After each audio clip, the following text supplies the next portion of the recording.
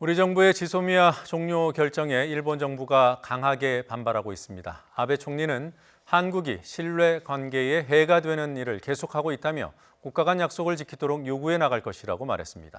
도쿄 연결합니다. 황보연 특파원. 네, 도쿄입니다. 네, 아베 총리가 못 믿을 한국이란 말을 3번이나 했다더군요. 아베 총리, 어떤 입장을 내놨습니까? 네, 이번 주말에 예정된 G7 정상회의 참석을 위해 프랑스로 출발하기 직전에 아베 총리가 기자들을 만났는데 이때 지소미아 종료 결정에 대한 입장을 밝혔습니다.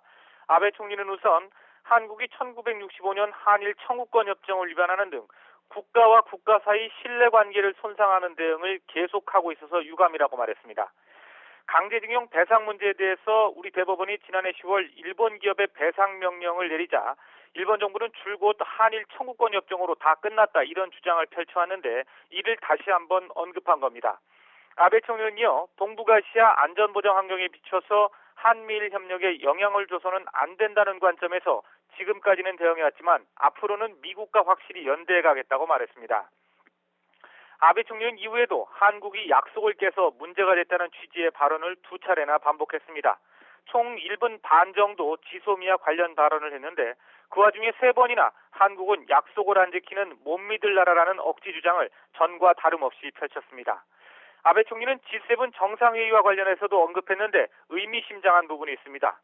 G7은 소수의 선진국 정상들이 만나 솔직하고 깊은 대화를 나누는 자리가 될 것이다. 이렇게 말했는데요. 이를 두고 우리 정부의 지소미아 종료 결정을 비롯해서 일본의 수출 규제 조치 등에 대해서 G7 정상들을 만나서 일본의 입장을 강조하고 한국을 깎아내리려는 게 아니냐는 해석이 나오고 있습니다. 그리고 아베 내각의 다른 장관들도 나섰더군요.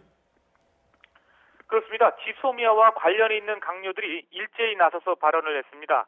이와야 다케시 방위상은 오전에 기자들과 만나 지소미아가 그간 한일 양국의 긍정적인 역할을 해왔다고 평가했습니다. 그러면서 북한이 최근 여러 차례 미사일을 발사하는 등 엄중한 상황에서 한국이 지소미아 종료를 결정한 것은 지역 안전보장 환경을 완전히 잘못 본 것이라고 주장했습니다.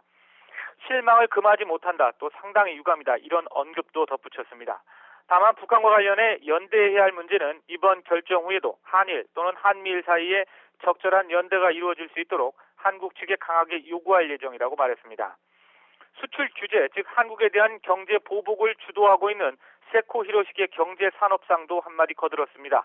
우리 정부가 지소미아 종료 발표를 하면서 일본의 수출 규제 문제를 언급한 데 대해서 수출 규제와 지소미아는 전혀 차원이 다르다면서 수출 규제는 적절한 제도 운영상의 문제라는 기존 주장을 반복했습니다.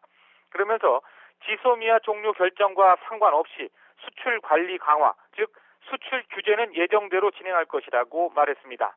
화이트리스트에서 한국을 제외하는 조치가 오늘 28일부터 예정대로 시행될 것이라는 점을 강조한 것으로 풀이됩니다.